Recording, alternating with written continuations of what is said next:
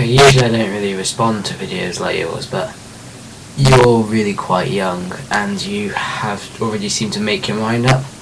I'm not sure if that's because your parents, which are probably Christians too, but I don't know. But you're saying that you're kind of denying evolution here, and that is just... You're using the watchmaker argument. That is what I wanted to focus on. What you're using is the watchmaker argument, and that has been denied, proved wrong thousands of times. And you're trying to use it again, even though it's been proved wrong so many times. Look it up. Try reading The God Delusion by Richard Dawkins, or any other things like that. Just search watchmaker argument on YouTube, and you've got hundreds and hundreds of people saying it's wrong.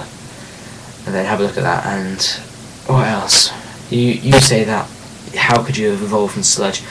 You can't really know exactly, but if you look at the fossil record, you can see you've got the Homo erectus, then Homo sapiens, that we have almost exactly the same structure as Homo erectus.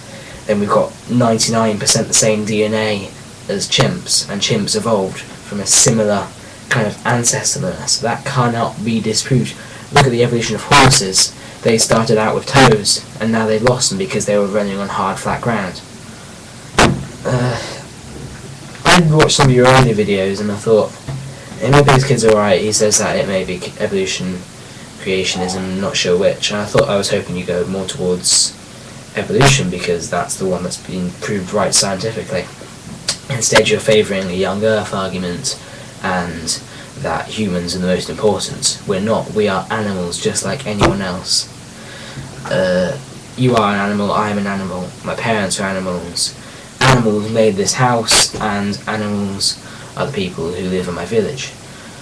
You are no more important than any other person ever to have existed, and that's really scary.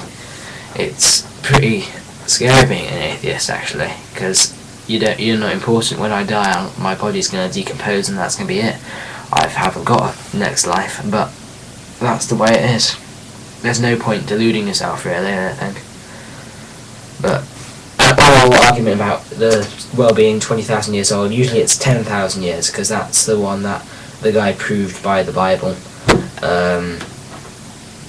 We've proved chemically using, you're probably quite young, so you're not going to know this, but carbon dating, carbon-14 dating, the decay of radioactive elements has proved that these elements must have been there at the start. If you look at animals, you know how when we take Egyptian fossils, we can say, using scientific tests, that although they are 4,000 years old, and that still fits in with your argument, but we can take older fossils and say, oh, we know that is 20,000, 30,000, 40,000 years old, so we've exceeded that. So there's all sorts of stuff. And don't try and say that science is wrong, or it's too open, or it's too closed-minded. It's not open-minded enough, because really you're the one that's closed-minded.